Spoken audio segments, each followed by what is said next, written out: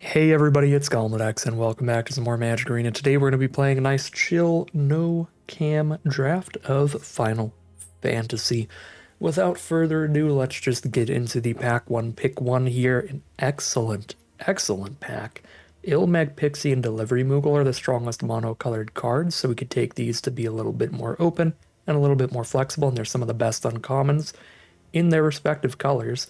There's also a really strong rare here, Tella the Great Sage, for a blue-red spells deck. Obviously cares about casting spells with mana 4 or greater ideally, but that's what that entire archetype wants to do already, so that is quite a powerful build around. Not really feeling the blue-red spell stuff today, so this might be an objectively wrong choice, but I just have been playing a lot of blue recently, so I'm going to lean elsewhere and take Delivery Moogle, see if I can end up in a non-blue deck, ideally, just for fun's sake. This is a chill draft today, not a purely hyper-competitive draft. I'm going to be making a couple concessions in pick order, just to play something that sounds a little more fun to me. That said, we immediately see a pack 2 where none of the non-blue cards are all that good. There's a Slash of Light that could be mediocre removal alongside Delivery Moogle. It does synergize well with it because the Moogle can pick up a job select equipment, which will then be a creature and equipment on board for the Slash of Light. So it's like 3 permanents for it total off of Delivery Moogle by itself. So that's okay, but that's not something you ever want to pick two, really. We could take a Marlboro here towards black-white, or Warrior Sword towards red-white equipment, but those are also a bit later picks. The best cards are just the blue ones, Card Collection and Combat Tutorial here. Card Collection has seemed to be a bit weaker in blue-white than other archetypes, though, because it's a little harder to fill your grave. There's not as much self-mill, so I'm still going to take Marlboro for Combat Tutorial. I'm going to actively just avoid blue today. And here for pick number 3, we have Garnet for a green-white deck. That's a pretty fun build around if you can get enough of these saga creatures, these summons from Final Fantasy. Those will then be able to stay on the board permanently because you can keep removing the lore counters from them to make sure they never have to sack themselves. That said, it is competing with Resentful Revelation, which is an excellent draw spell out of black, digging 3 cards deep, putting one into the hand and the rest into the graveyard, so it works well with any graveyard synergies. It's a double draw spell as well. I like Resentful Revelation a lot, so I'm going to take it over Garnet here, and also over Fate of the Suncrist, these 3 now being the best cards in the pack towards what we're currently going for. Pick number 4. It may work out okay that we've just avoided blue from the start, because now we're not getting past blue. We have a pick 4 Torgal here for really good ramp and fixing all off of one card. It can even buff yourself up if there's humans. We could start working towards green-black here off of Torgal Revelation Marlboro. That would be pretty cool, but alternatively, Magitech Infantry plays very well with Delivery Moogle. This can grab your infantry, which can then grab even more infantries. So these are 2 really solid-looking cards. The Town Greeter's another great card out of green. The Chocobo Kick in green. There's a lot of good green in this pack. So that's definitely interesting. Infantry or Torgal, that's quite close to me here. We've got the Moogle. I kind of can't resist. I'm going to go infantry over the Torgal there. Pick number 5, great 4-mana artifact for any white deck, the Magitech Armor. 4 mana for a 1-1 that crews your 4-4. So it's 4 mana for a 1-1 and a 4-4. Alternatively, Deadly Dispute is a solid draw spell. I have no idea why the bonus sheet artwork is not here. It's pulling from Adventures in the Forgotten Realms, but this is a bonus sheet card in the set. Very good draw spell, particularly probably at its best in black-white. We have the most random equipment and tokens and stuff lying around out of any color pair. So Dispute would be really reasonable too. Combat Tutorial is excellent. So Combat Tutorial, Chocobo Kick, Dispute, Magitech Armor. One thing I don't like about Magitech Armor is it is a 4-drop. You can get a lot of good 4-drops in white, so you can kind of clump up there. I'm weirdly going to take a Deadly Dispute here. Pick number 6, another Resentful Revelation pretty late. Looks wonderful. That's by far the best card in this pack, period. Pick number 7, there's a Garnet still here, but we're now deeper into black than white, so green-white doesn't seem like a super likely off-ramp. It's only competing really with Honestly, nothing on color. Vincent's Limit Break is quite filler. So very much take it or leave it, 23rd playable. I guess since there's really no competition outside of taking the second best card, which is also green, we could just take the Garnet here. Could speculate on Guado Salam. It almost feels more likely we'd run a Guado Salam than a Garnet here, because I could see getting pushed off of white and ending up in a green-black mill deck. And in the green-black self-mill archetype, because you're in green, you can get enough fixing to splash in some good bombs and stuff, where the green-blue town would help a lot. So seeing a fat Chocobo now pick 8, good sign towards maybe green-black, and now we even have a back ramp to splash into blue as well. Kinnan is a decent card for the activated ability. Doubling up your mana dorks or the mana you get out of your permanents doesn't matter too much, but that's a very late Kinnan just for the second ability, so that's interesting to see as well, but it's quite unlikely we end up with blue as a core color with the fact that blue's kind of dried up later on in this pack. So here's a Town Greeter towards green. Does look like we may end up in Golgari Self-Mill here in the end, which I am perfectly fine with here. Namazu Trader and Gisal Greens are both fine filler, the Trader helping splashes, and the Greens being a random card you can flashback if you've milled it. But I'd rather just get another piece of speculative fixing. There's a lot of tremendously powerful rares in the set that if I open up, I would like to have, you know, one random dual land toward it, especially in a green deck. All right, some Golgari stuff today. Let's see if we get out of pack 2. Saz Katsroy, probably the literal strongest green rare. This card's absurd. The best card to synergize with it as well is likely the Summon Fat Chocobo, because then you get to curve turn 4 Saz, tutor out the Fat Chocobo into turn 5 Fat Chocobo. Incredible card. It doesn't need to do anything on ETB to be pretty good, because then you're just going to win the game with this snowballing, super countered up creature. But it happens to draw you a card when it enters as well, so even if Saz dies immediately, Saz has provided you value and 2-for-1 your opponent. Pack 2 pick 2 is a very easy Fenrir. One of the best uncommons, maybe the literal best uncommon in the whole set. It is ramping us up into our big stuff. It is helping fix and splash in any kind of bombs that we find. And it gives you a little bit of extra value with the card draw and the +1/+1 counter as well. Fenrir is a lovely magic card. Now we have a Gubu Gardener and nothing out of black. The strongest cards here are all off color. Cards like Ice Magic being reasonable interaction, and then some more of the medium interaction like Fate and Slash. There's a Lionheart here too. This really doesn't look like a Lionheart deck though. Maybe we'd splash into a Fate of Suncrist. Kind of a big hater on the Gubu Gardener. It's not unplayable, but I think it's quite overrated generally. Like, you can just hit your land drops normally without trying to, like, mana dork your way up. Using cards like Town Greeter instead. I think I'm still going to take the Gardener here, though. We could take the black-white duel. We are almost definitely in black, so that would be helping speculate towards, like, a white rare if we open one. Pick 4. Best card here is Sorceress's Schemes for blue-red. There's also Ice Magic for reasonable interaction. Nothing really here in Golgari again. I guess Fang has some potential synergies. Fang can draw a card when we play Town Greeter. Fang can also draw a card whenever we flashback anything. And then if we get a Vanille, Fang will obviously have that Wombo combo where they flip into the giant Ragnarok. Oof, another Sorceress's Schemes there.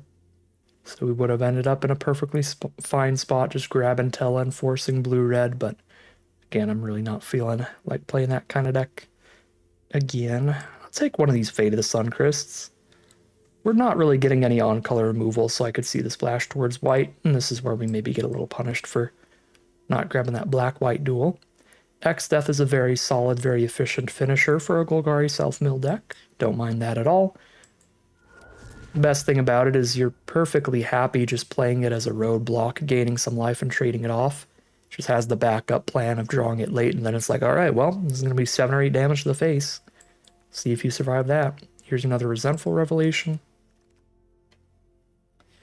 Pick 8, we have a Blitzball shot, a Trader. Nothing much to splash in. I'll take the Trader here. Now pick 9 Shinra Reinforcements. We might be getting a little bit too good at milling ourselves here with triple Revelation, Town Greeter, and Reinforcements, but you know how it is. Suffering from success. There's a Windurst, which helps splash in the Fates. Maybe we can wheel the Black-White duel. That'd be very lucky. We did. Wheel the Insomnia and throw that in there. Seeing as we're on basically no removal, we're going to have to splash in the Fate, but it shouldn't be a particularly difficult splash. We have 2 dual lands, as well as just playing a single Plains. That Plains will be tutorable off of Summon, Fenrir, and Saws as well. Pack 3, I'm really looking for removal. That's the biggest thing we're missing here. Preferably some good black removal spells, take some on-color stuff, and there we go, Sephiroth's Intervention. Could try to go for Wandering Minstrel shenanigans. We've got a little bit of extra towns, but still trying to get 5 on the board at once would still be real difficult. Yeah, I'm not going to go that deep. Not unless I already had like a good chunk of removal. I'm quite desperate for it here. We'll grab Sephiroth's Intervention over Fatal Push.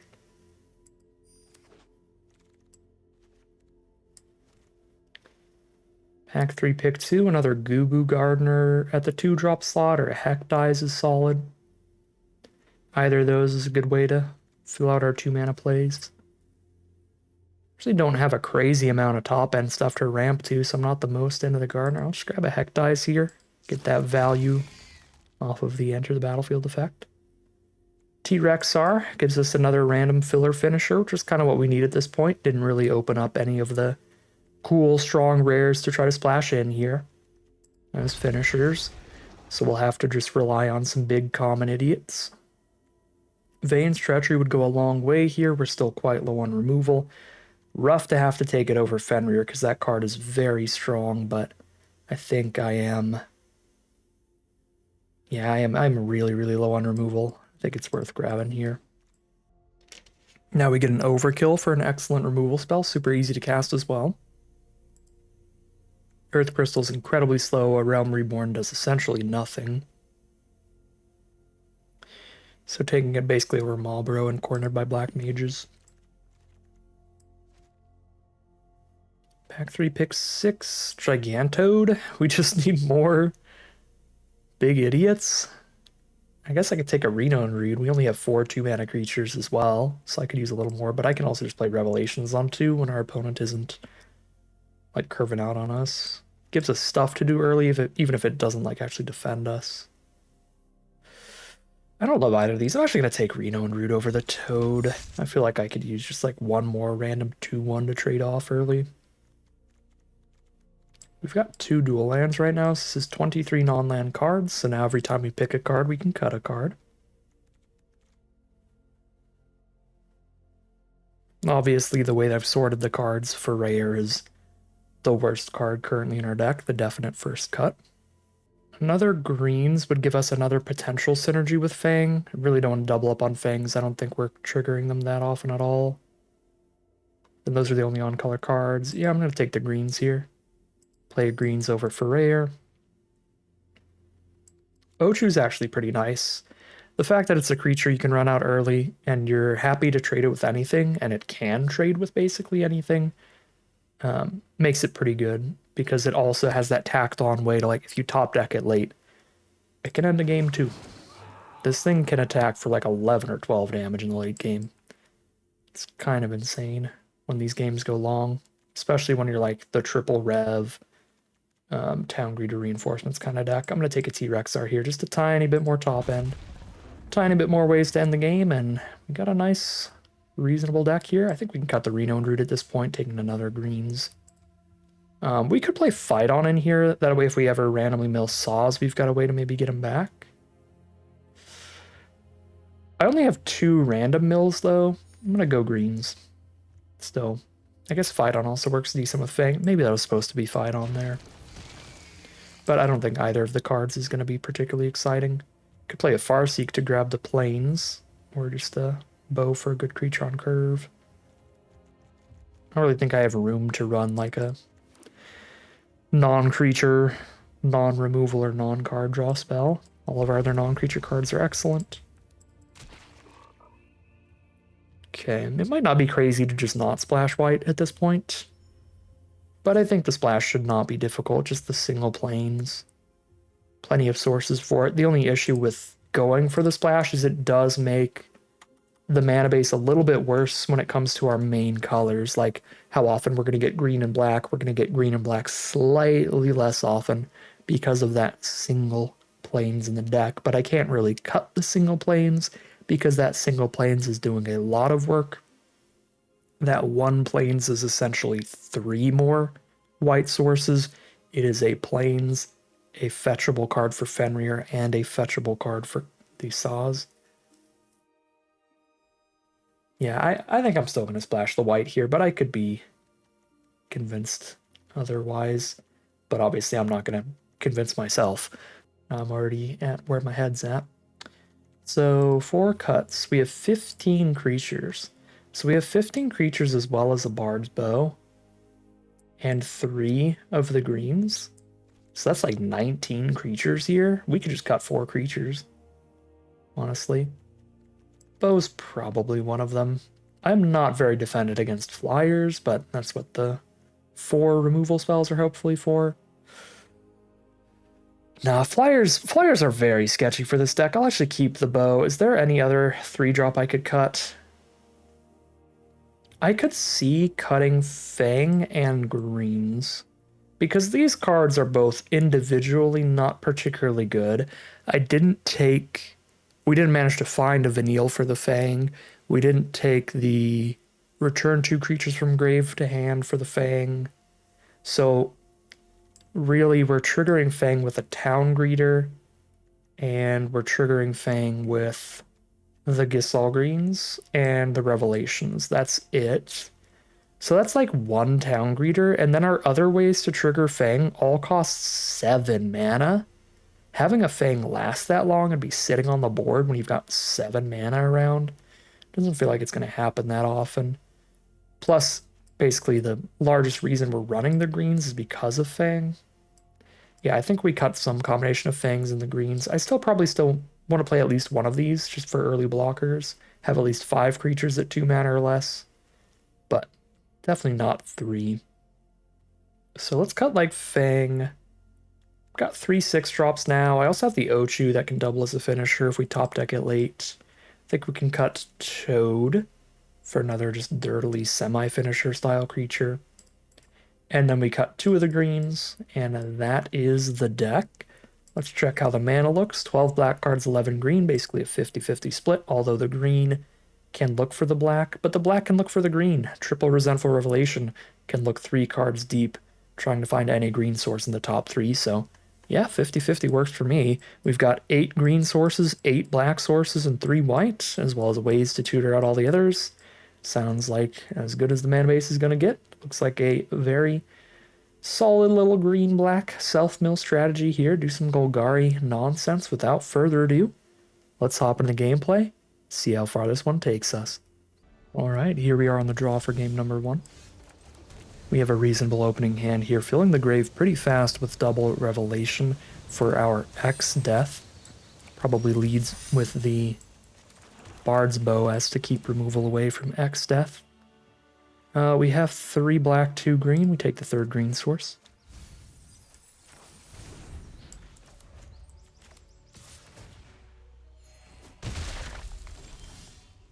Okay. Let's drop that bow. We're against Boros here. They missed their 3rd land, which is real helpful. That means they didn't play anything on turn 3. So let's just roadblock their damage with a 3-3. Cast some more Revelations to get flipping here. With Deadly Dispute to sack the token. Don't really want to do that currently, because I'm already winning on board. We might actually get aggressive here. Seeing them play Guado Salam makes them not look like Boros aggro. So maybe we can play the aggressor with a hand like this, with them having a slower hand. Just run out some 3-3s they can't attack through and they can't block well. Push damage for now. That Guado Salam really kind of changed the plan a bit here.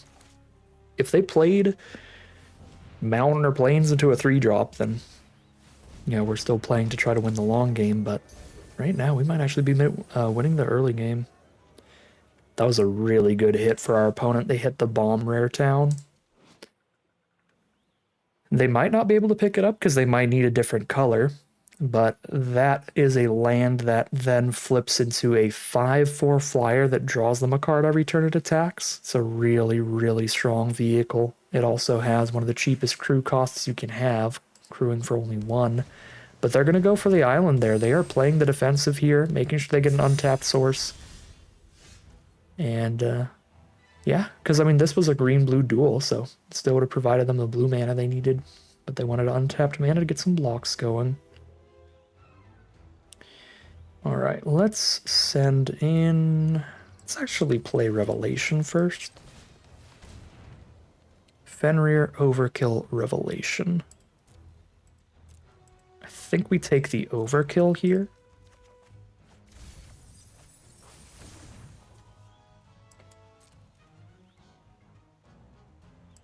I kind of want to only attack with the bow because even with the Overkill, they could triple block the X-Death.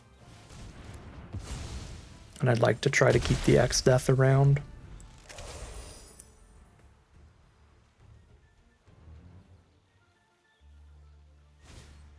There's Magitech armor. Alright, that is a big roadblock. Find the 4/4 here. So now we make X-Death a 5/5, trade it into a 4/4 and a 1/1. Or can dispute the bowed token and see what's up from there. I think I gotta draw some cards. Let's dispute the token.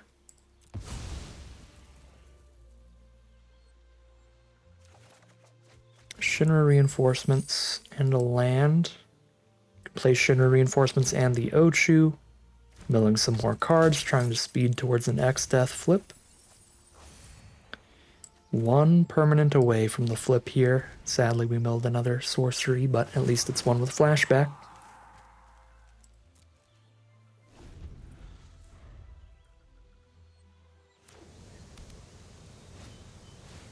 Double Magitech armor. Alright.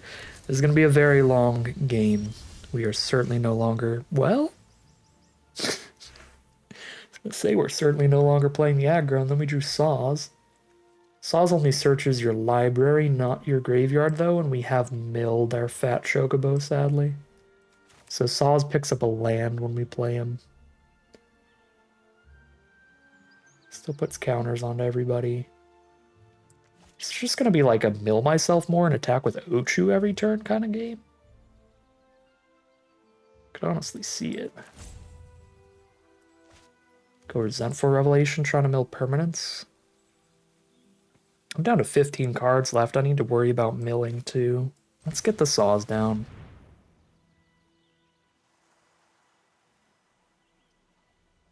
We still have all of our 6 drops in this deck, so we have 2 T-Rexes. And a Marlboro to try to break through all these 4/4s.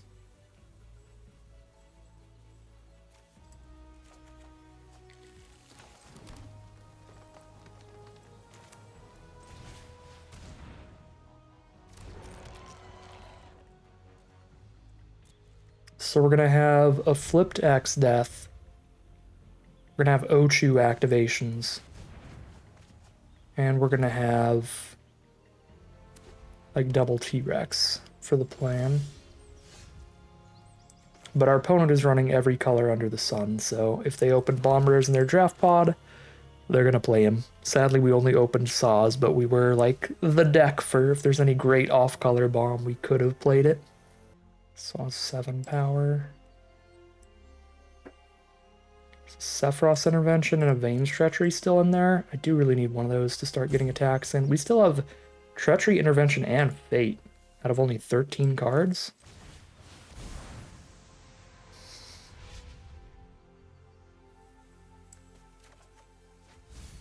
Well, they gotta be really close now.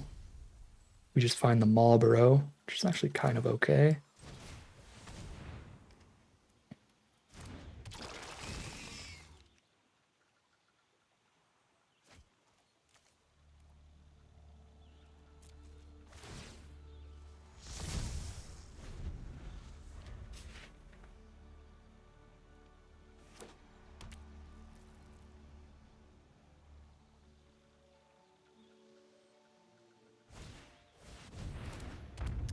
Yep, Fanat is an incredible rare, and sadly, 3 of our 4 removal spells are in the bottom 10, so we can't kill him yet.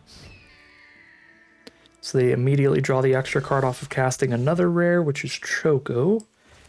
But now we can Treachery Vanat, but that means we don't get to use the Treachery mid-combat anymore.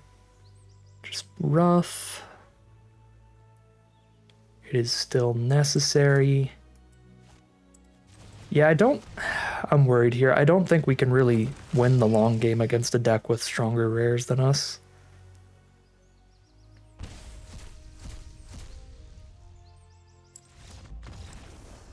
Oh. I guess we can.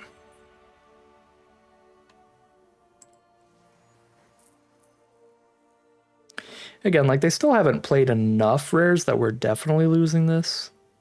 But I think it would really only take, like, one more, like, really good big blocker rare to have us mill out 9 cards left.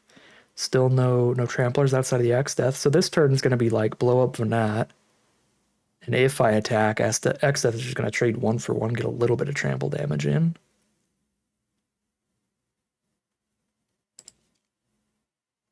I did hit 3 spells off the Marlboro, which is quite lucky. Yeah, I don't know. Something probably just must have came up personally, so. Never concede. I guess sometimes you just went out of nowhere. Although this was far from a, like, never concede position. I was still not planning on conceding at all. I was just getting nervous how low the deck was getting. We had 9 turns maximum to try to break through all of this. Yeah, I think I guess it's irrelevant now, but I think the plan would be, like, wait at least one more turn. For now, just Treachery Vanat. But then, like, bow up the X-Death so they have to actually block with 2 creatures. So I kill 2 creatures with that. And then the turn after that, it's like, all right, Ochu with all the mana up for Ochu. Should be really hard for them to block and kill that. So if they don't have removal, maybe the Ochu starts edicting them every turn. Once the board gets small enough, Bow on Saws is a 5/5. Saws attacks, makes himself a 7/7. A lot of stuff like that. Just slowly but surely chip through their board state, and the part that made me nervous is the fact that it is slowly. If it's too slow, we would definitely mill out there, but our opponent leaves the game for whatever reason, and that's going to start us off 1-0. Alright, here we are for game 2. We got a Chocobo into a Trader on turn 4. We can Revelation on 3 to set up the draw.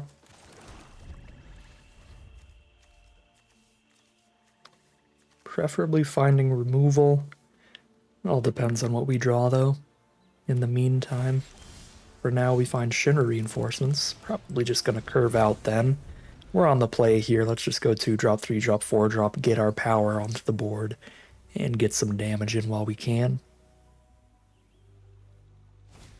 Our opponent has the Sleep Magic for the Chocobo token. Perfectly fine. Fenrir's the draw. It's a better play than Shinra Reinforcements. Since we haven't drawn any more lands, we don't know if we play our 4-drop without playing that.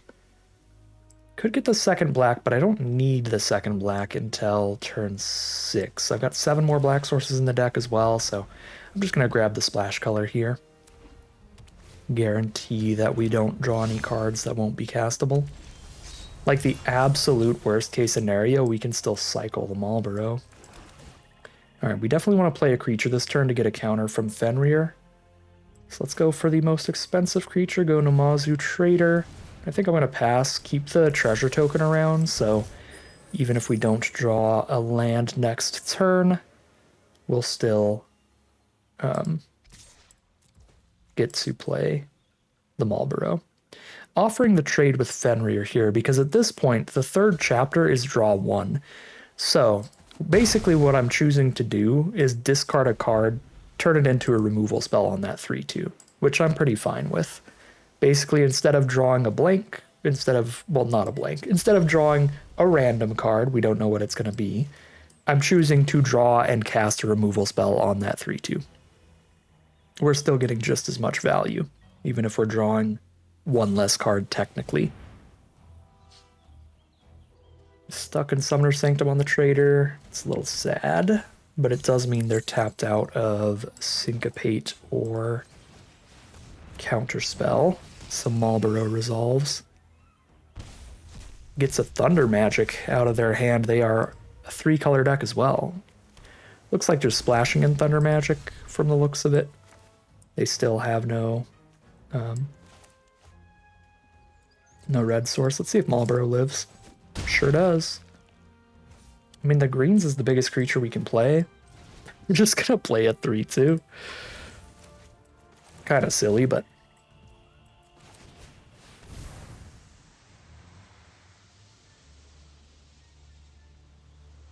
at this point, it's plenty threatening. I'm very happy to see that get syncopated. That was actually one of the best Gisel greens I've played in terms of the value it provided. Our 1 greens, because of its flashback ability, got rid of a sleep magic and a syncopate. Clear the path for other stuff. Seems pretty good. Deadly Dispute's actually an excellent draw. With the board looking how it is. We'll sack a Chocobo right now. Find a Town Greeter. That's less good. So we'll go Revelation and Reinforcements. Revelation into X-Death or Intervention.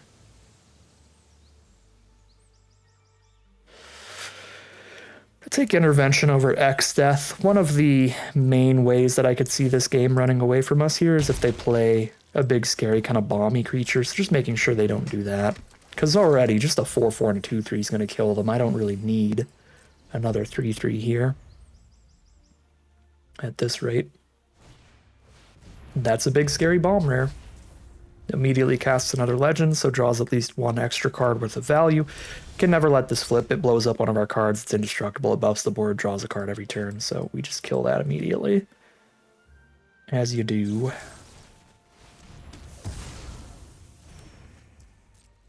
Sending the team, they have no good blocks. They're tapped out of a counter, so here's a T-Rex. Thank you, treasure tokens. Very cool.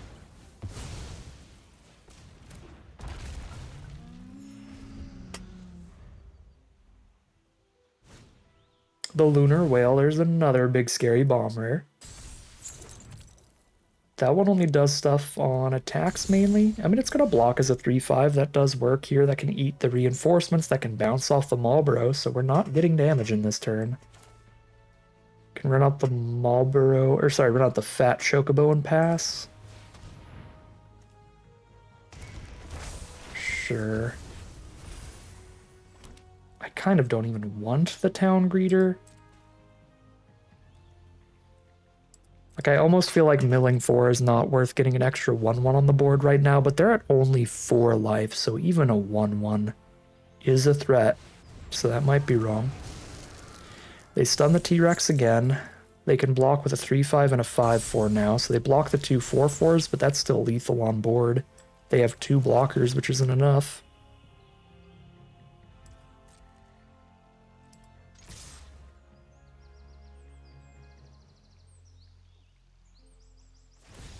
Okay. Another solid game. Pretty lucky stuff so far. 2-0 heading into game 3. Here we are now for game number 3. This might be a greedy keep. Oh my god.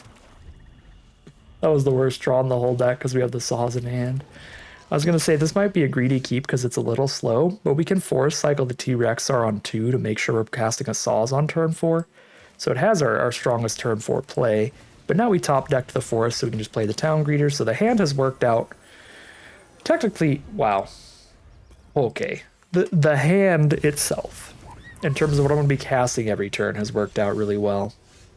But I just drew the worst card in the deck to draw because that's what we wanted to tutor off of saws. And then we milled 4 non-lands for Town Greeter.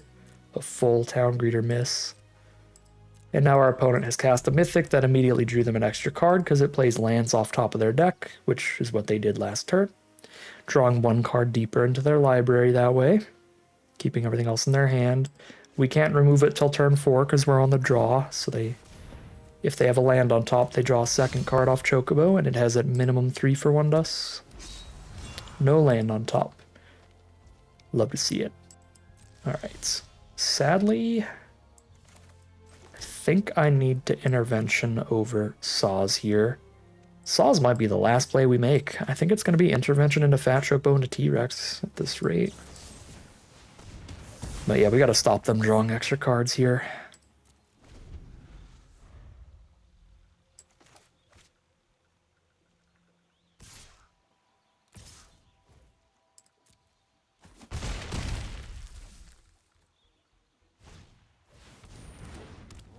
Cat. They don't have a second artifact yet, but when they find one, that's going to be absolutely gnarly. 3/3 Flying Vigilance, plus they have the Paladin's Arms to maybe throw onto it. And there we go, they did have a second artifact here, so taking 3 in the sky every turn. There's a Resentful Revelation as the draw. I could play Saws and Revelation, or just a T-Rex. Fat Chocobo trading into basically anything is good value because it's going to sacrifice itself regardless. So let's run in the Chocobo here. See if we can get the 4/4 out of the way. We still have good blocks for everything else on the ground. Alright, so we're going to eat up the 4/4 here, which helps clear a path for everybody else. Is the board small enough to try to start throwing counters on with a Saws? Saws is going to attack as a 5/5. They already have 5 power, not counting whatever they're going to play next turn. Probably not. Let's just get a 6/6 trample.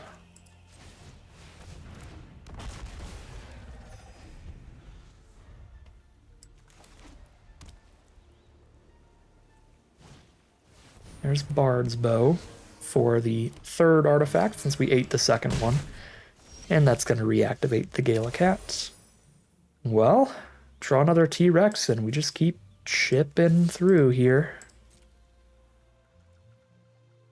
Keep whittling down this board until we break through it all.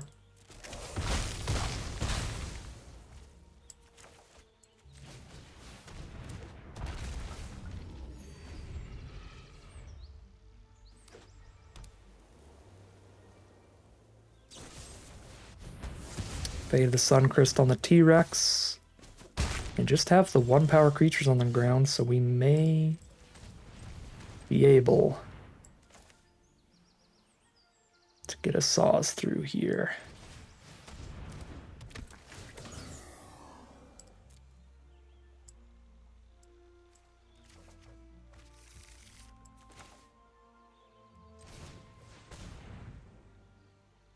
That's awkward. Revelation just sees triple land.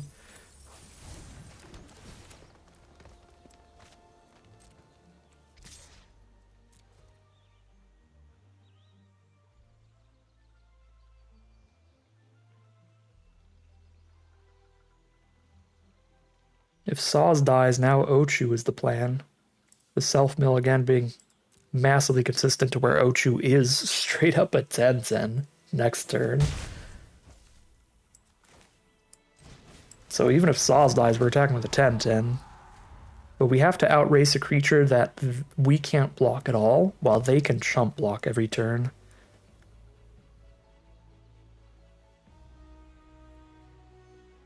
Because Saws doesn't give trample, only the Fat Chocobo in our deck does.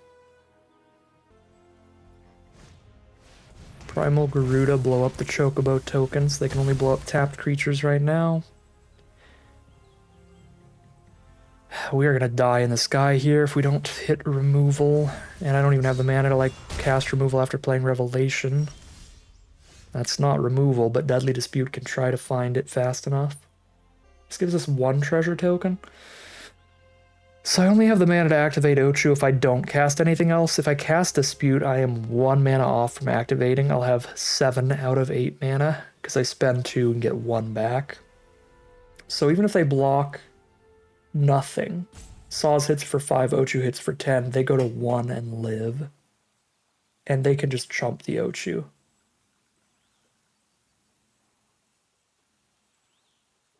Yeah, we have to dispute into something here. I don't think we get to Ochu attack.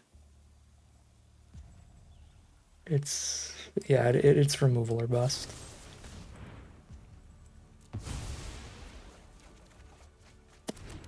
It's not removal. It's lethal in the sky. On the crackback. I'm gonna cast Revelation Dig one more time. Right? Because I can't just play Marlboro. I die in the sky. Yeah, I cannot play Marlboro. So, Revelation. Okay, Treachery. Beautiful. Beautiful. We have a game.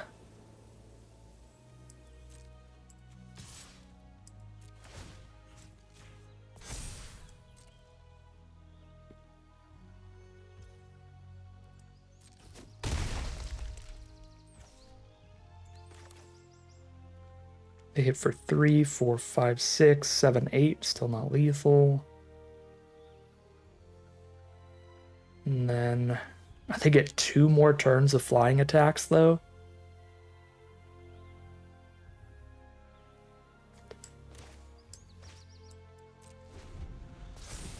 I think I wait till their turn to try to get them to attack too much and maybe kill them with a crackback. Right, because if Ochu breaks through, they're just dead. So if they just, like, equip the Gardener and then flunge everybody in here.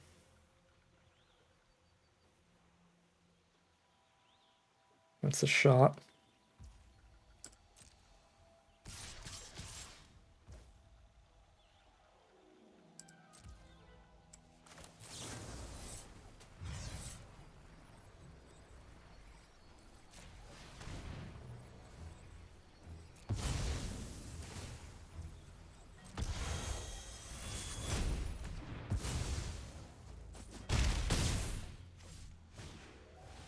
Oh god, Adelbert, a life-linking flying attack with Garuda next turn, and a life-linking blocker. And our top deck's a Swamp. Ochu forces a chump, but Gardener can just chump. They don't have to block both of these creatures. Saw's attacks 3 counters, double them. 6 counters, it's a 9/9. Yeah, Saw's is not a lethal attack, but if they don't... Okay, if they don't block Ochu, I activate Ochu and kill them. If they don't block Saws, I cast Marlboro and kill them. And they might not block both here because they want to keep the Adelbert. They won't have a lethal crackback without Adelbert. Oh my god. Marlboro for the final 2. Oh, that was a game of magic.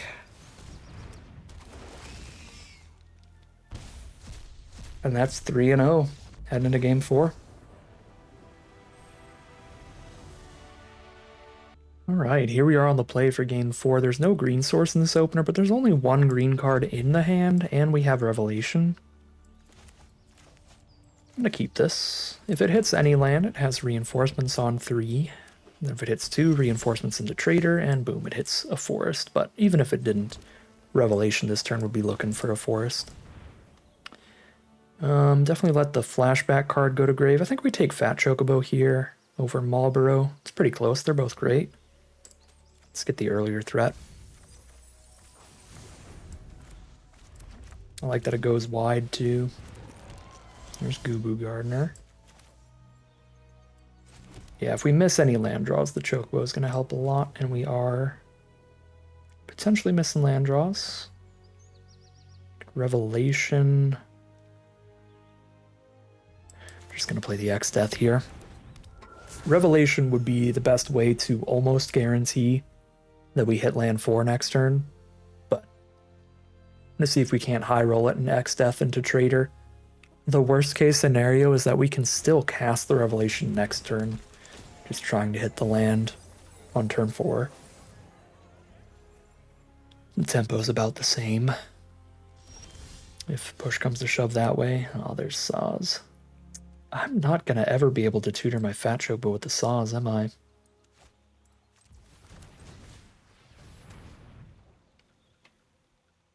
Okay. I don't need double green in this hand. I'm taking the Swamp here, so I have Deadly Dispute up if they do anything. Opponent's also missing lands, but they're like missing lands.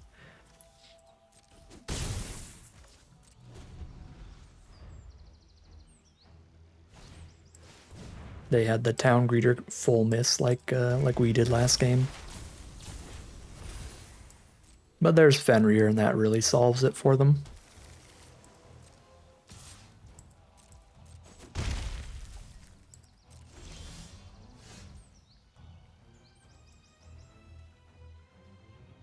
I don't hate just sawsing for lands here, but I think Saws is going to like instantly draw removal, so let's get our treasure token.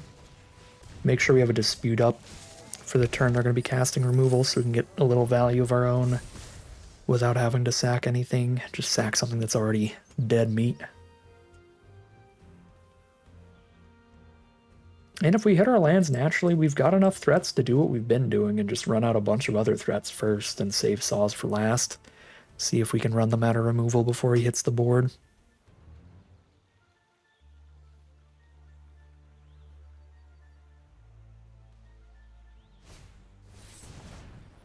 Chocobo kicked. Very cute.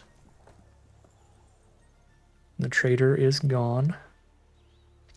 And the Fenrir's coming in for 3. Even if I don't hit a land here, I am going to play Fat Chocobo because it'll counter the Fenrir card draw, so it's worth sacking the treasure. Luckily we did hit a land, that makes it really easy. Ignis is actually pretty good against our deck, so I do not hate trading into him.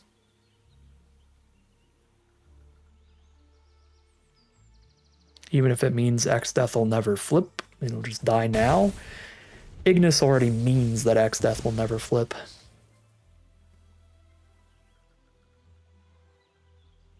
Because Ignis gets to keep exiling cards from grave for 1 a green and a blue. And if they're creatures, getting foods. Alright, Cloud of Darkness, that's another removal spell down. We're on our way here. We're working on it. Land would have been awesome for the landfall more than anything. We can still play the T-Rex without it, I suppose. I was very much hoping to just go land T-Rex. Send in. Could bite the bullet and drop the Saws now. But I really want to play T-Rex pre-Saws if I can. I just don't know that it's worth spending a treasure to do so. I don't think it is. If I don't spend a treasure now, this turn is reinforcements in Ochu.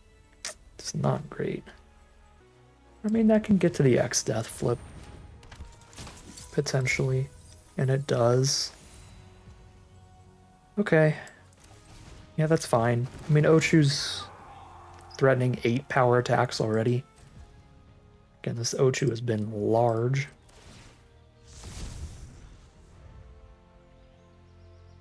Oh, really cool stuff from our opponent. They have double Chocobo Kick in their deck. The Chocobo Kick is really good with the Xanarkand, because you can get your hero, play the land, then Chocobo Kick, pick up the land, get another hero. They've got a pretty sick synergy in there. Unfortunately, it didn't really line up for them yet, unless they have a third Chocobo Kick. But that is a cool thing I wanted to mention. Fat Chocobo, alright.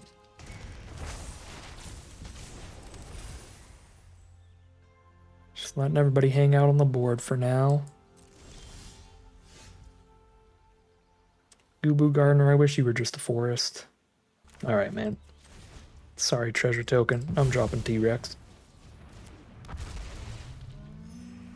I'm not trading Neo X Death into a 3/3 yet.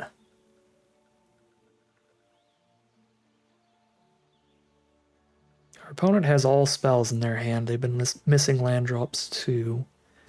So they probably have better things to do than activate Ignis that soon. So at least we still get to keep our very big X-Death and our very big Ochu for now. There's a Zell. Very good with landfall triggers. They currently don't have any. Oh, it's also really good with Xanarkand. It's another way to pick it up. Okay. Kind of want to wait till the Chocobo sacks itself. I gotta wait 2 more turns to attack, though. If I do, it is such a long time.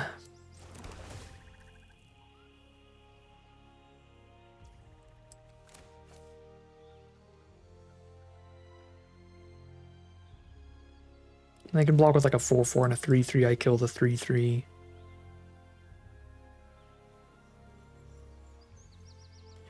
It's their only 4 toughness card. Getting it out of here gets everybody else through. They're 1 land draw away from playing a 5/5 though. I guess a 6/6, they'll have 5 lands out, but it starts as a 1/1, so 5 +1/+1 counters. Yeah, they'll have a 6/6 potentially in just 1 turn.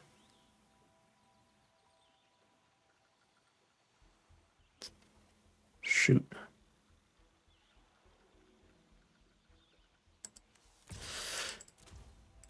I'm gonna send the T-Rex in. Let's see if we can kill Ignis. I feel like one of our outs here... Thank goodness. I feel like one of our outs here is... maybe getting X Death up to like 20 power or something and then sending in with like 2 removal spells up. I could see that happening. I mean, at this point, with how cluttered their board is, Saws isn't even that important to protect. Because he's just going to die the first time he attacks anyway, so let's just get more mana. Get towards these Ochu attacks as quick as possible. Try to start edicting the board with the Ochu, and then eventually flunge in the Neo X Death. But they've guaranteed that extra land, so now we're going to have to deal with another 6/6 at worst.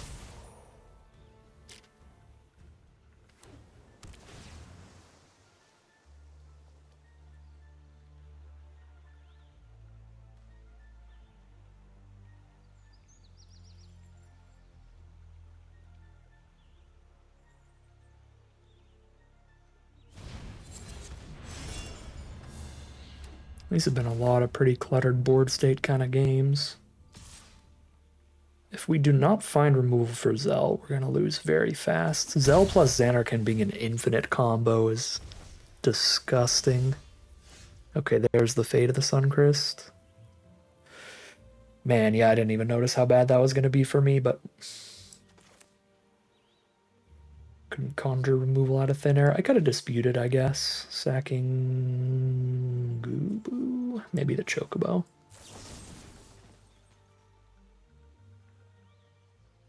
They're at 14. I would need 14 permanents engraved to one-shot them, even if they block wrong. Yeah, I don't have time. I just need to shoot this cell. I was thinking maybe like trying to use Fate of the Suncrest against a trample block to sneak in more damage could be something. I don't think so, though.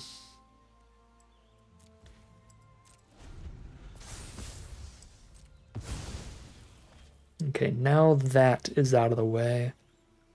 Can actually trade X Death into something real. Yep. Just keep using Xanarkand.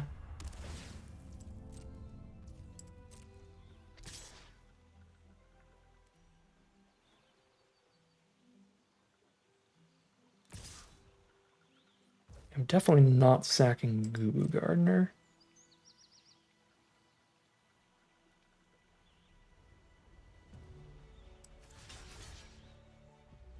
It's not been a particularly good game for Deadly Dispute.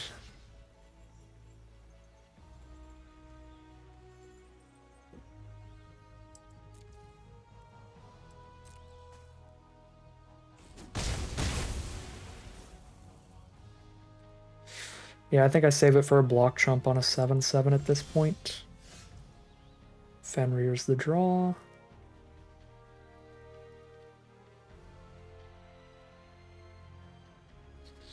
The rough part about Ochu is that I have to dump all my mana into it if I attack. No matter, like, because they could just block with a single 1/1, and I'll have to spend all my mana for the turn just eating a 1/1.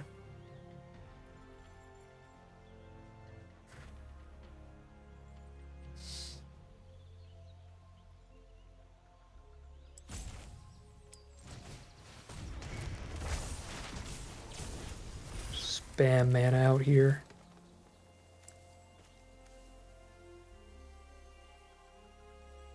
Still have Intervention and Treachery in there.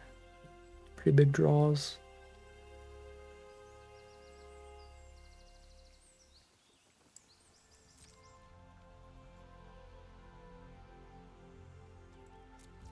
Our worst case scenario dispute is now 2 turns from now. Dispute the Fenrir in response to its ability that's going to sack itself anyway. So I got Racetrack popping off. Another Ignis. No, Ignis is so good against our deck, and at this point they definitely have the mana to play around with. Messing with our graveyard every turn. Yeah, double Ignis is not fun for this deck to see.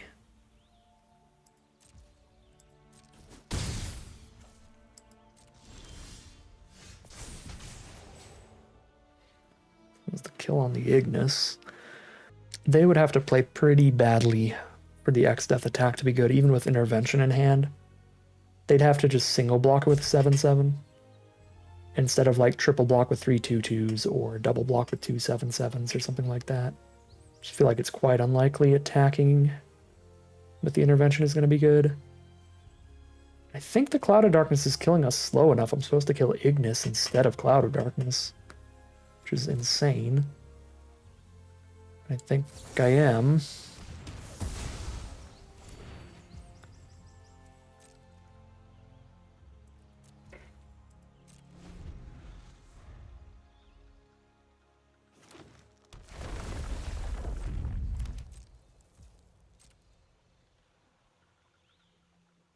Man, it's going to be hard to break through. There's their own Bard's Bow. That's what I've been hoping to draw for 5,000 turns.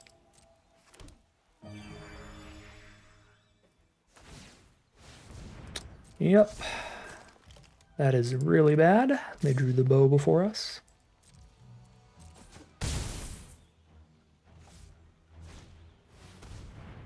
Oh my god.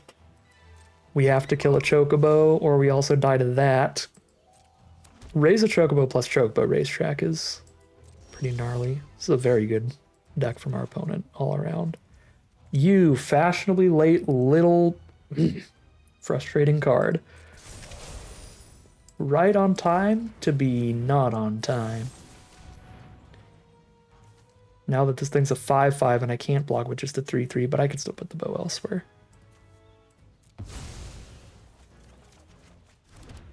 Okay, Treachery showed up here too, but we also did just draw a bunch of cards this turn, so that makes sense. Kill the Cloud of Darkness, but then they're going to flip a Razor Chocobo, play a land, all of their birds get +2/+0, because they get the Razor Chocobo buff plus the regular bird buff on each individual one. I guess if they don't top deck a land, that is something. Bow and Treachery. I still don't really have attacks at all.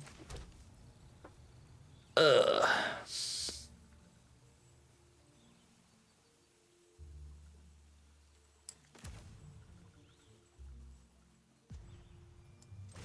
Yeah, if I try to bow a Chocobo, if they draw any land and play it, they just go back to having 4 Chocobos anyway. Or if I try to Treachery Chocobo, sorry.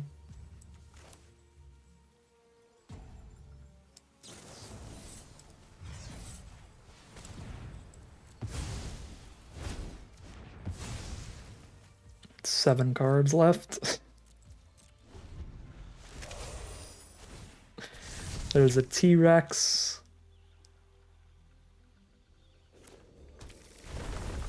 It's kind of the only relevant draw left in the deck. Yeah, we just can't break through all these Chocobos. That's gonna be game. Unless we had like a Laboratory Maniac sitting somewhere. Well, maybe they can lethal us now. We're at 5 after all that. And we only have 6 blockers. 1, 2, 3, 4, 5, 6, 7 attackers. I guess I go to 1 here. But that's game. Alright, we just scoop it up here. 3-1 heading into game number 5.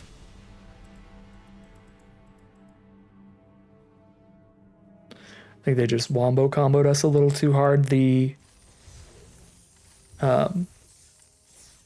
Zell plus Xanarkand in particular, they had a lot of really good ways to clutter things up and stop us from finding the kill with our ground troops. Zell plus Xanarkand combo to make multiple 7/7s, and then of course Chocobo Racetrack being very good, like a late game top deck war like that. Just spitting out blocker after blocker after blocker. Zach turn 1 from our opponent. We are on the draw this game. Blue-white deck curving out on us from turn 1. Zach into White Mage's Staff. We've got the Treachery here to blow up one creature. Wait till the end step when they're tapped out. If I try to blow up the 2/2 right now, they could sack the Zach, and I just blow up a Zach instead. Which is fine. Killing Zach wouldn't be bad. There's the Hagen. Uh-oh.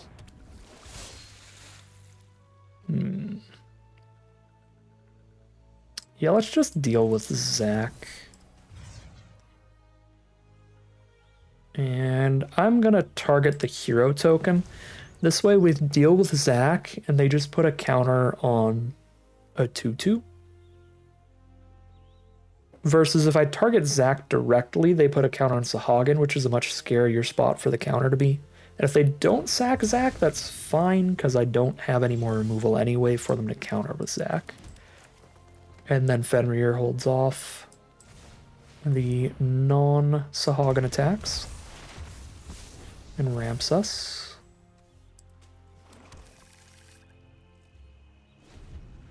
Ramps us into the fat Chocobo.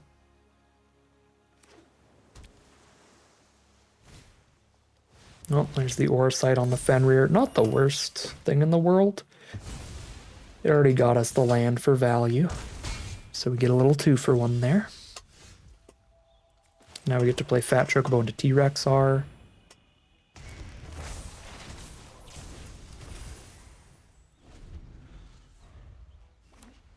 They could just suit up a 3/5 Sahagin and then sack Zach to make it a 4 power though.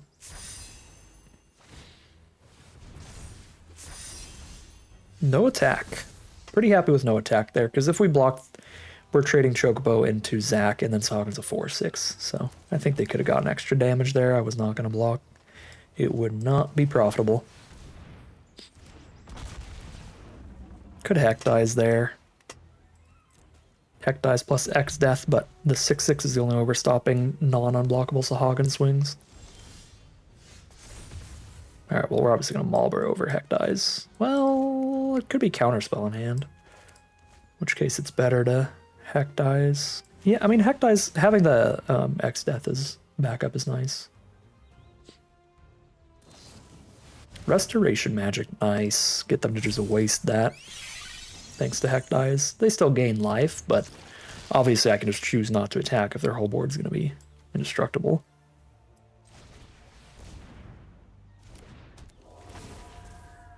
Could have played Town Greeter and X-Death if Town Greeter hits, but we have had Town Greeter miss already once today. Alright, it's a top deck war, but I already have cards. Oh, and then the intervention. That's huge.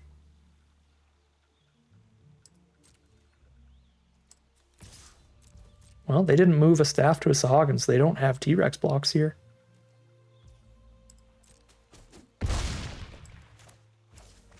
I think their best play is just move a staff to a Sahagin so that they don't have to like sack Zach to block T-Rex every turn. Wow. We milled 3 spells with Malboro. I was a little concerned that I was going to be sad I'm not saving Malboro in case they like draw a card they don't want to instantly play, but 90% of their draws they're going to want to play immediately. Creatures or removal spells. So I think I'm supposed to just run out that Malboro. Okay, Malboro just dies to Sahagin, so we just attack with T-Rex as the only good attacker. They take it again. Yeah, X-Death wants me to play Town Greeter. That's fine. It's not awesome, but it's fine. Bunch of lands in Revelation. Well, at least the mills were awesome.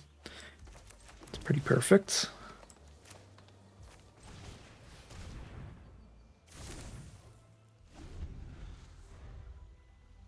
I do feel like I'm getting a little punished for not having just treacheryed Zac himself. Because we could have killed Sahagin here and they might even be dead by now if the intervention could have been shot at Sahagin. Saws is a good one, but once again, I've already played Fat Chocobo. That is just the one constant of life. If I draw Saws, it will be after drawing Fat Chocobo.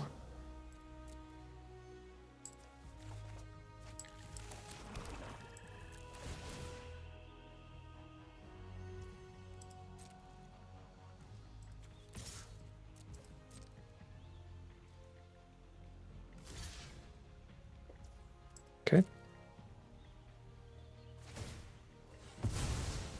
Day Ruiner, Sephiroth. There's the concession from our opponent. Yeah, basically, the Sephiroth's intervention wins the game whenever they try to pop the Zac. We just have to keep shoving in the T-Rex art till they try to pop the Zac. I think once they had the Gala Cat down, they definitely, played it right to just juice that thing the heck up. Until then, though, they could have had both staffs on Sahagin, and I wouldn't have hit them at all till this point. So, I think that could have gone a little better for them, but we were still definitely getting to the lead there. We definitely drew better in the end. That Marlboro Mill in particular, real unlucky for them. All right, that is 4-1 now, heading into game number 6. Here we are on the draw for game 6. It's a bit of a slower hand, but both of our first spells are really good. X-Death and Overkill, once we get to 3 mana. We're on the draw here as well, which means keeping something that doesn't start till turn 3 gets a little riskier, because it's like a little bit slow on the play, very slow on the draw. We drew into a 2-drop, which is great.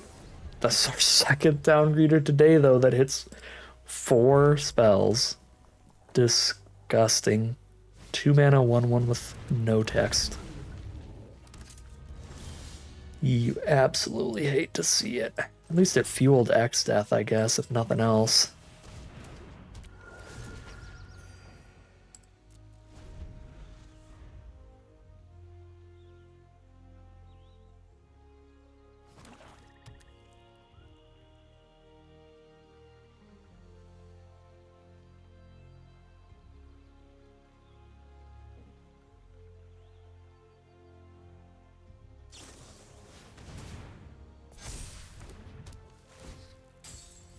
Stuck in Summoner's Sanctum on X-Death makes our Deadly Dispute very active. Take 4. I should have mentioned by now, our opponent has played Astrologian's Planisphere and Dragoon's Wyvern. The Wyvern doesn't matter too much, but the Planisphere can kill us really quick. It's one of the strongest rares for blue-red spells. Even if we kill the creature it comes with, they just attach it to something else, and that card's going to get absolutely massive very quickly. So Fate of the Suncrist and Overkill aren't even that good right now.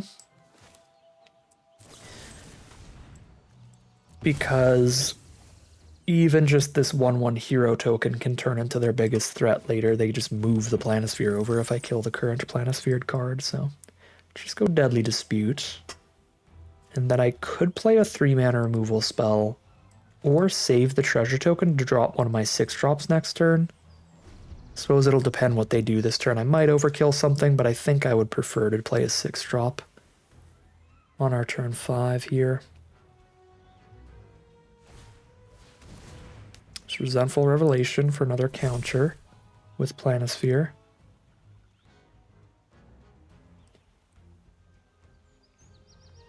I guess our Fate of the Suncrist could blow up the Planisphere itself.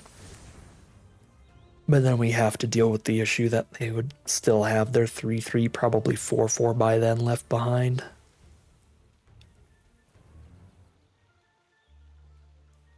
Well, that's probably a little more manageable than dealing with the Planisphere itself over the course of the entire game. Yep, there's another Planisphere counter. That's a 4/4 here. We can block a 4/4 with a 6/6 T-Rex, though. But if we want to Fate of the Suncrist, we just don't have time, because we have to crack the treasure to do it, and we have to have 5 mana up, so I would have to not play any removal now, then untap, then Fate of the Suncrist the Planisphere, if I play it like that, that means taking 6 now, untapping, blowing up the equipment to then take another 6 the turn after this. Just doesn't...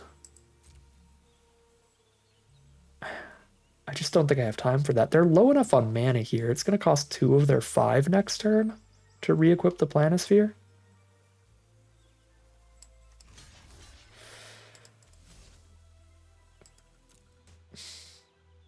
If we just blow it up with like overkill here.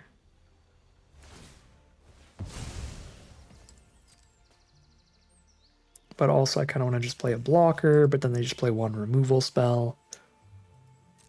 I'm stuck between a lot of not great choices, and I'm not sure what's the best here. If I had a white source, I could like overkill, untap, Fade the Suncrist, and that would by far be the best choice, but I don't. If I play overkill now, I don't have white. I don't get to Fate at all. Whatever it is, I think it's not casting removal right then. Well, if I knew I was going to draw Fat Chocobo, I might have. Might have gone removal spell, untap Fat Chocobo. But it was multiple 6 mana plays in the hand, or the 5 mana Fate. Okay, what's the plan? Think... Man, if I play a T-Rex, I'm not fading the Planisphere.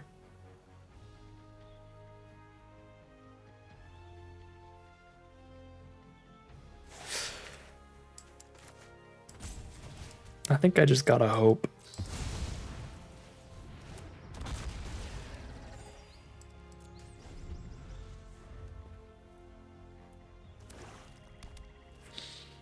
Hope they run out of spells later, so we could just kill the Planisphered hero and take over with just some chunkers before they build up their next threat.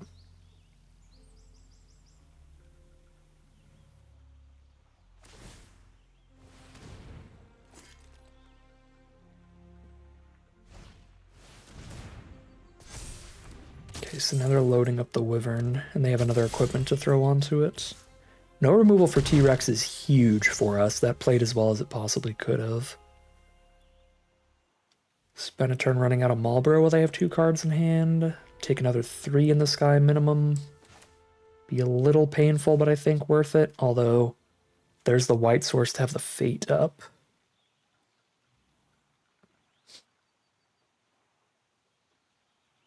So I could go Chocobo, get the white source pass.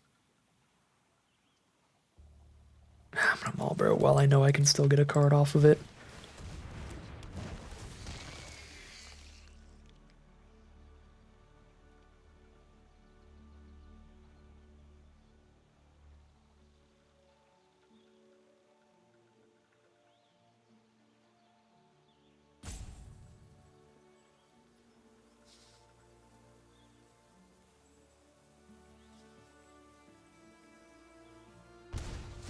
Oh my god, they discarded a Joshua, so it's like a double bomb hand, I guess.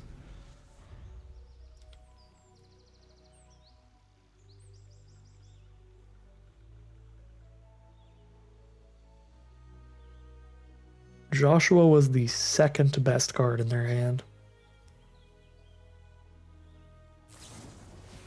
Thunder Magic of Marlborough, put a counter on Wyvern.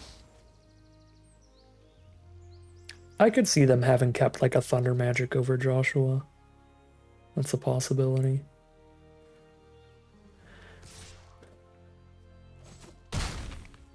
We kill the flyer, they have 1 card in hand and a Revelation Engrave. And then we're gonna untap with Fate of the Suncrist.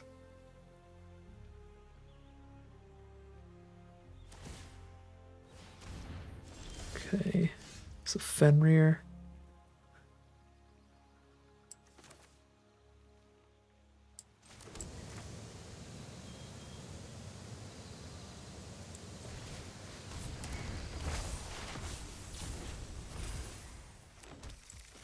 Just do this while they're tapped out. Gotta stop taking the flying damage.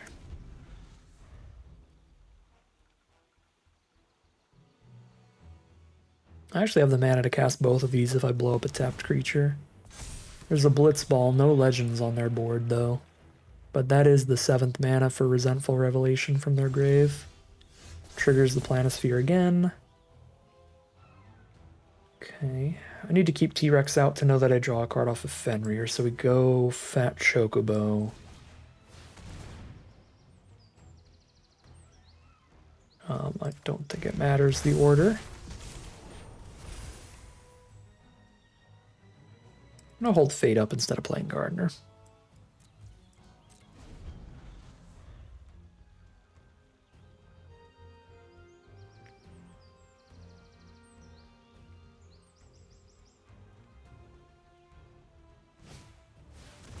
Side quest card collection, that's incredible with Planisphere because it double triggers it. And they have more than enough cards in grave to get a 4/4 flyer now. We're going to have to fate the card collection and just let the Planisphere keep doing its thing.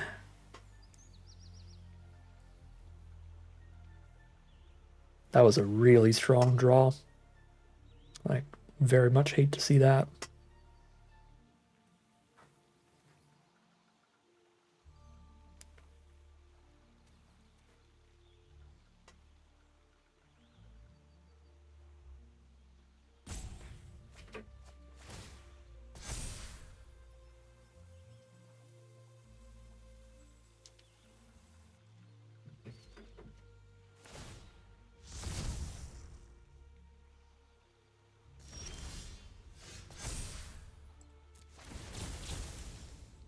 You could draw a card here from Fenrir. Finding a Resentful Revelation, which can now draw another card. Finds another T-Rex. Okay. That will definitely do something for us.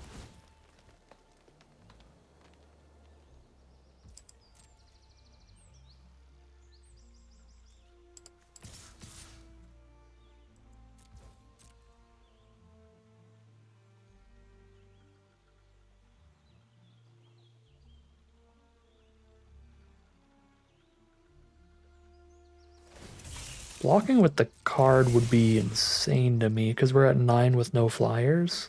So maybe they have like some way to give it indestructible or something? Just genuinely blocking with the card? Yeah, you got it.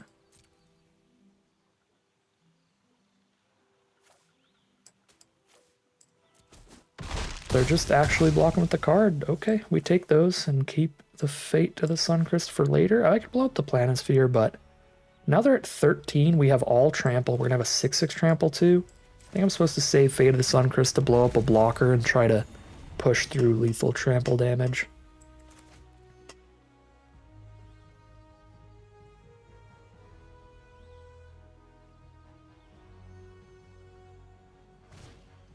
Blazing Bomb. That's pretty nice with those equipment. Shintado. Can draw a bunch of cards.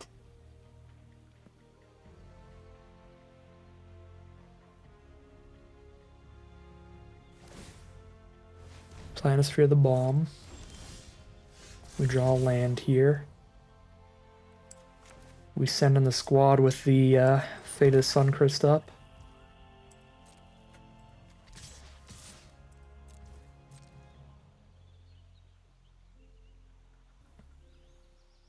Pretty sure Fat Chocobo gets through because it's going to die next turn anyway. Yeah. Whoa. They just want to stop the trample damage? Play it safe? Once again, I think I'm pretty happy with this outcome. The T-Rexar combat's not perfect. It only gets to kill one of these cards, but the rest is good.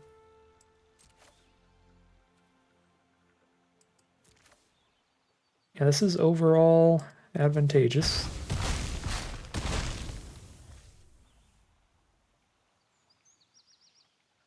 Could have actually blown up the Warrior's Sword there. That would have been pretty reasonable.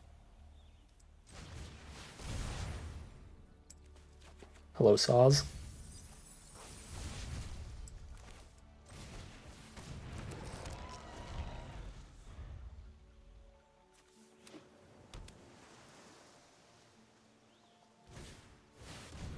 Oh. Strongest draw in the whole set, baby!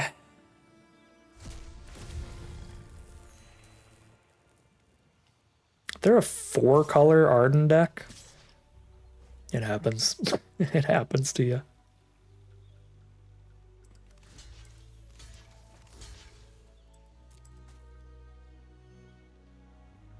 And we're monumentally behind. They have much better cards, but Saws is kind of nuts. So I'm not gonna scoop yet. We still have the tiniest chance in the world. Actually, probably not, because they can just Warrior Sword up the Trampler here. Our deck is 100% spells now.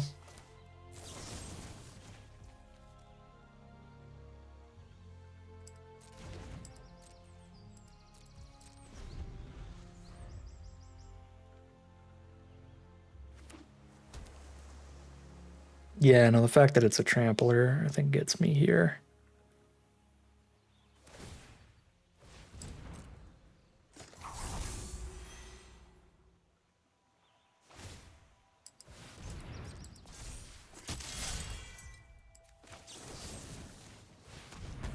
Let's survive without blowing up Arden before its trigger. And then here I just barely survive. At least they don't gain life.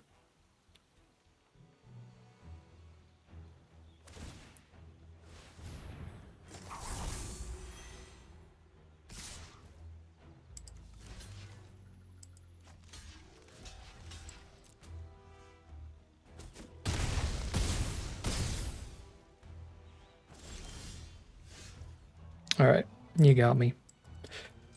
Had a lot stronger spells there. I think we played it pretty well and got some very profitable interactions, but not profitable enough to break through Arden. So 4-2 it is, heading to game number 7. Alright, here we are for game 7. Reasonable start here. We need that Resentful Revelation to find us some more gas, but that's what it's there for.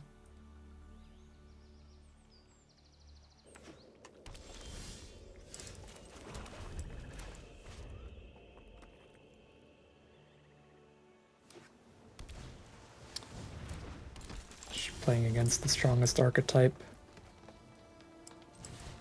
in the set with the best 2-drop for that archetype on turn 2.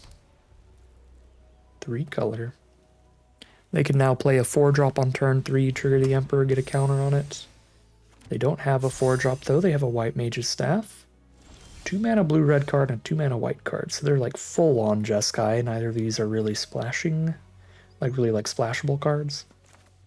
They're kind of main color plays. Well, I should have Revelations before I played a land. I could have hit my tap land here. We did not. We find Overkill for the Emperor of Palamecia. I think I have to just hold off here. I don't think like attacking in is going to race well against White Mage's Staff. We just trade into the staffed up creature instead.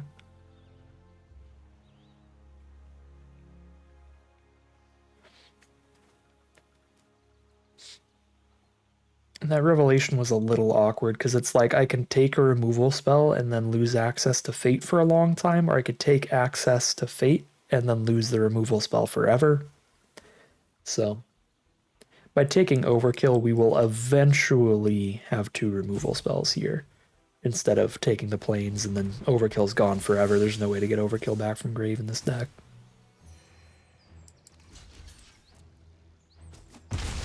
Okay. I'm definitely going to Overkill the Emperor. It's a mana dork, so if they draw into any 4-mana non-creature spells, it'll cast them. God dang it. Can't stop a magic damper.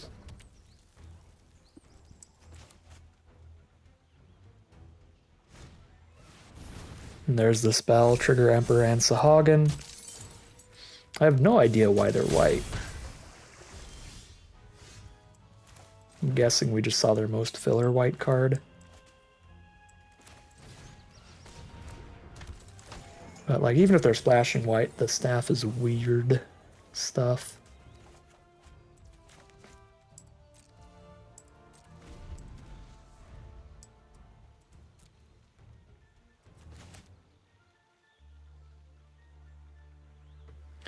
Well, this game plays out the exact same however we play it so far. The one kind of decision point of the game is I could have gotten a plains instead of an overkill, in which case I would have tried to fate the Emperor and still got magic nampered. The exact same way. They have Emperor, Shantado, and Sahagin? Yeah, that's just the dream team for blue-red. Not going to be particularly winnable.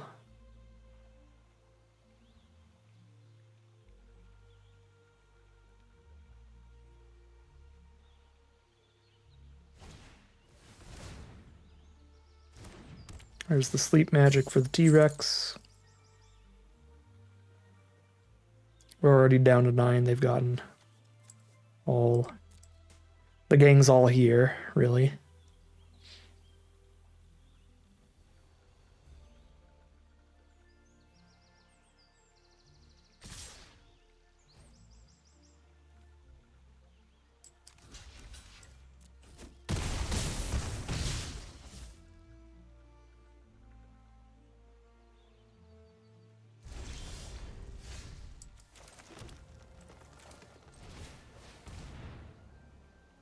That's definitely not going to do it. 4 and 3. It is a pretty average run. This deck was fine, so I think a 4-3 is okay for it. The draft didn't go perfectly or anything, but I don't think it went terribly. Our deck is weaker than a lot of the decks that we ran up against just because we didn't have as much in terms of bomb pair power. Our second loss was Arden and Planisphere, like wombo combo stuff. We really just have the one rare. I mean, we literally just have the one rare. It's quite a good rare, the Saws, but we're lacking a bit in that bomb power, so we had to fill up on some a little bit more filler finishers like Marlboro, T-Rex, R-type stuff. Our first loss, they had Zell and Xanarkan comboing together. Kind of a double rare wombo combo there too. So some bomb level stuff there. Yeah, it feels like we got outclassed primarily in terms of card quality. Tiny bit low on removal, but the white splash worked out fine for that. There was only one game we couldn't find the white man, and it was that last game where even if we did, they just got the whole kind of dream team. Yeah, with only 4 removal spells total, I do think splashing into the 4th one was definitely worth it here, especially with all the incidental ways to help the splash, the Fenrir as well as the Saws. We got pretty unlucky with Saws. I don't think we got to play Saws to tutor for Fat Chocobo a single time. I think we always drew Fat Chocobo, like before turn 4 when Saws was in hand, pretty much.